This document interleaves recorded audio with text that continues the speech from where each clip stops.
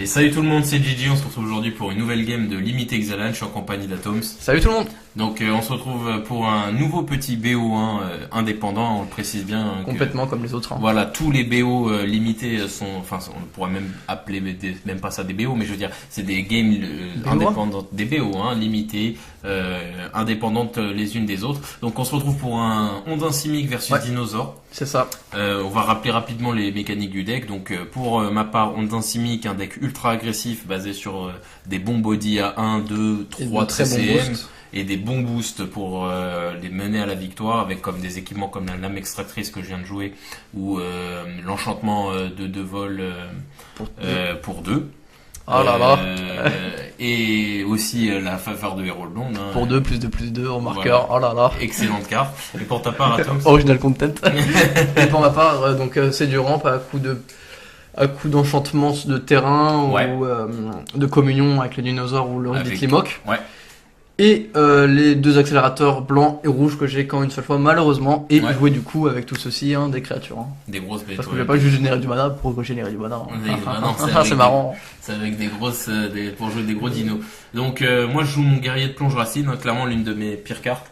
En termes tour 2. En rapport qualité-prix c'est pas terrible, mais bon là j'ai que ça actuellement. Je vais jouer avec ma lame extractrice. Ma lame extractrice elle fit well là dans la main que j'ai, puisqu'en fait j'ai pas de source de bleu, donc je l'ai sûrement gardé parce que j'avais la lame extractrice en espérant que je puisse te toucher pour générer un peu de bleu. Après d'un côté la lame extractrice ça sert pas vraiment de booster tes créatures, mais plus un genre de rampe alternatif. Exactement, très intéressant. Ouais, parce qu'en plus en fait elle a deux qualités cette petite toute lame. Proportion gardée dans l'unité, mais elle a deux qualités, c'est que elle arrive très vite sur le jeu, enfin T1 en fait. T1 c'est ça. Et en plus de ça en fait, ça va me permettre de jouer plusieurs sorts par tour dans un deck aggro et de faire mon affinity à vomir ma main en fait. Ouais, et en plus de ça, ça peut être intéressant de garder les artefacts et les utiliser hors ton tour. Exactement, pour pouvoir jouer des petits sorts par surprise. Je joue mon petit sort de piège aquatique, donc qui va faire très proc ton enchantement. Ouais. Ton enchantement, si tu peux rappeler vite fait. Donc l'enchantement, ça va me faire piocher une carte quand une de mes créatures est touchée et ciblée par un sort ou une capacité de mon adversaire. Ouais, c'est ça. Donc là, en gros, ça permet un petit peu de compenser le désavantage que va faire l'effet. Exactement, et en plus de ça, de me donner moi de la pioche que j'ai. Non, j'allais dire je n'ai pas beaucoup, mais c'est faux. Tu joues le Régisseur Alpha, donc clairement l'une de tes meilleures. L'une des meilleures, ouais, clairement. Franchement, après, je sais pas si c'est ultime d'en avoir plusieurs sur le terrain parce que c'est pas une carte que tu vas pouvoir jouer forcément en 2 fois en même temps. À moins d'avoir les 4 accélérateurs sur le terrain. Ouais, mais même sans ça, tu peux quand même, T4, tu poses un Régisseur, T5, tu reposes un autre Régisseur, ça va vite, ça te fait exploser la board. Ouais, bien sûr. Et rien qu'un Régisseur, il a une force cumulée de 7. Oui, c'est sûr. Après, ce qui est intéressant avec le Régisseur, c'est que si j'ai 3 accélérateurs sur le terrain, il me coûte 2. Oui, donc tour 4 je peux en poser 2 et là c'est intéressant. Là on parle business. Là je suis là on peut parler. Ça tu m'étonnes. Tu joues Communion avec les dinosaures, une excellente carte qui fait penser à Communion avec la nature bien évidemment. Totalement, sauf qu'à son inverse c'est prendre que des cartes des dinosaures. C'est legit. Et le terrain, et ça c'est très intéressant parce que ça peut m'arriver du coup dans le deck parce que j'ai quand même des humains qui donc au lieu de prendre le dinosaure, je vais me permettre d'avoir des terrains, éviter d'avoir des communions avec les dinosaures qui fizzlent totalement. Ouais, c'est exactement, ça empêche le fizzle de la carte, c'est vraiment bien.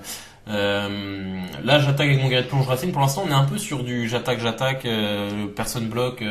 Après j'ai une grosse carte et en fait le guerrier plonge racing gagne +1/+1 quand il vient bloquer, ce qui empêche un peu que tu bloques. En fait t'as peur de sacrifier quelque chose à côté. Le seul qui pourrait détruire ta créature c'est le Régisseur et j'en ai vraiment besoin quoi. Ouais c'est ça.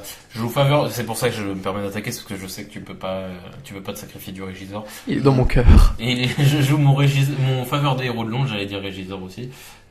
Donc il va faire grimper ma carte en 5/4 avec l'équipement. C'est ça. Donc là je commence à avoir un gros body, donc il n'est pas inquiété par tes cartes, à moins que tu double bloc. À moins que je double bloc, mais bon, encore une si fois. tu bloques, il va regagner encore +1/+1 et je serai obligé de me séparer des cartes bloquantes et c'est vraiment pas le but. D'autant plus que je vais jouer le rythme de croissance d'Etlimok et j'ai besoin. Cette carte, du coup, donc c'est complexe. Donc elle fait un peu comme la communion des dinosaures, sauf que là ça va être une créature, quel que soit le type de créature. Et au bout de 4 je pourrais la retourner, et une fois retournée elle va me générer une forêt pour chaque créature que je contrôle. Okay. Donc niveau rampe, là on attend vraiment un palier. Ouais, c'est pas mal comme carte. Très très intéressant. Après le seul truc un peu difficile c'est de garder les cartes créatures sur le terrain. En plus, blague à part, le Reed Ditlimoc, il est joué dans Elf en moderne en ce moment. Cette carte, elle est testée en moderne et elle est peut être très après, forte. dans un deck Elf où tu chies plus ou moins ta main, excuse-moi du terme. Ouais, clairement, mais même en plus, tu vas générer énormément de mana pour jouer plein d'autres sorts. Quand tu vois les elfes qui s'engagent pour générer du mana juste pour elfes et qui peuvent se désengager quand tu joues un sort vert, voilà quoi. Ouais, clairement. Moi, je fais Voyage périlleux. Alors là, je fais ce qu'on appelle un good tempo play. C'est-à-dire que là, tu viens de m'attaquer avec ton token 3-3. Ouais. Et moi, pour 2, j'ai géré un truc qui t'a coûté 5 à jouer. Ouais. C'est pour ça que on parle de tempo. Tempo, c'est gérer quelque chose plus cher que ce que la ressource qui t'a servi à la contrer. Donc là, en fait, ça t'a fait disparaître ton token parce que je renvoie un permanent non terrain ciblé que je contrôle pas dans la main du propriétaire. Donc quand un token sort du champ de bataille, il disparaît. En plus de ça, comme le token vaut 0 de CCM, ça fait fonctionner le regard 2 de la carte. Donc vraiment là, ça a été un effet, et en plus du coup, ça m'a fait perdre, ça m'a fait entre guillemets gagner 3 points de vie puisque c'est les 3 points de vie que tu m'allais m'envoyer avec cette carte. Et en plus de ça, tu fais complètement détruire l'activation du Reed Ditlimoc. Et en plus, je ne fais rater le Reed Ditlimoc, donc vraiment très bon play de ma part sans m'auto satisfaire. Je joue Mystic Formelian, une très bonne carte. Je l'ai eu très peu, je l'ai eu une fois, je crois d'ailleurs. Malheureusement, très bonne carte T3 qui va booster un peu mon board. Bah pour le coup, t'as des bons T3 dans le format.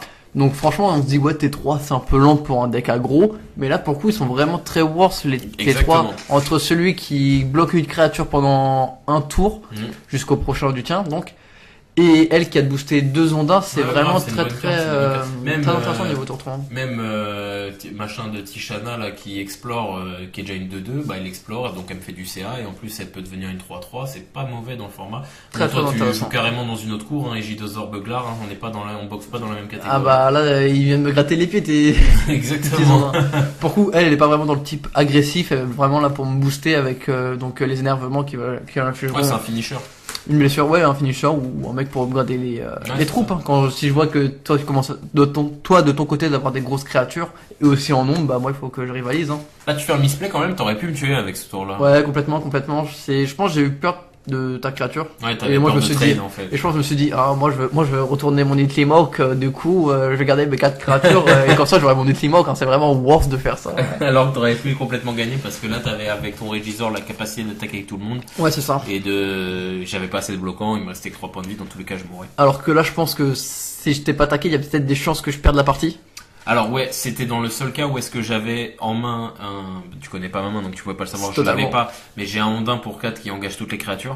Si je l'avais en main et que là je chopais une île, t'avais perdu parce que je t'engageais toutes tes créatures et j'avais plus qu'à frapper, ce qui est pas le cas.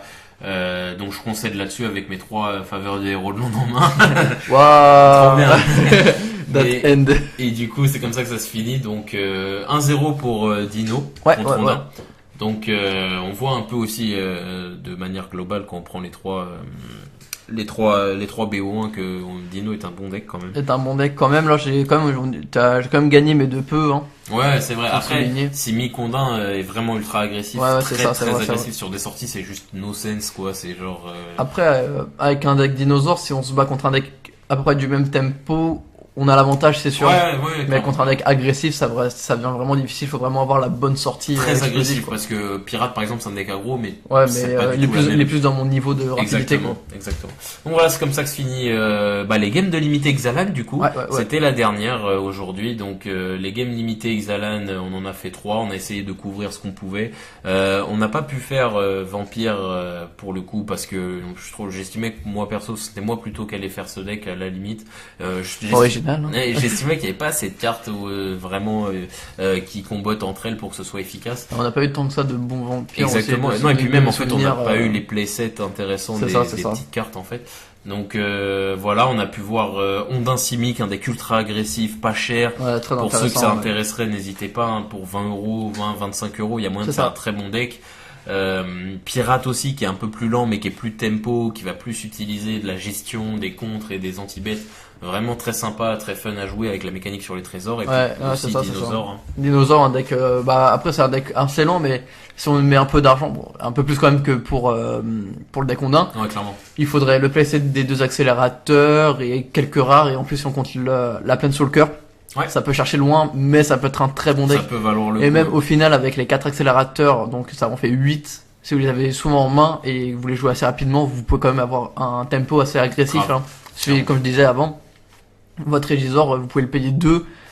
Vous pouvez le payer à 2, donc si tour 4, peut-être pas tour 4, mais 5, Ouais, le temps de poser vos accélérateurs, tour 5, vous posez 2 Régisors, 2 4-4 avec 2 tokens 3-3 avec toute sa célérité. Ouais, et puis l'autre il parle tchétchène. Ouais, voilà, c'est ça. C'est clair.